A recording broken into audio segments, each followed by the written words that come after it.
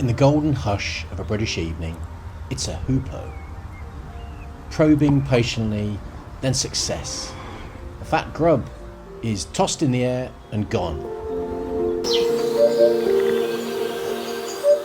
A striking crown of feathers and that long curved bill specially adapted for digging out grubs.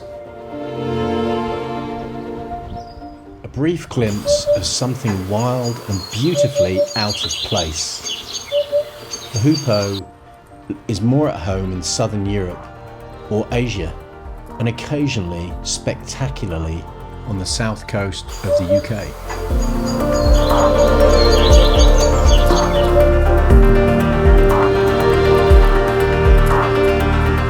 This one dropped in just a couple of miles from my home in Oxfordshire. One of the most beautiful and dazzling birds I've ever been lucky enough to see.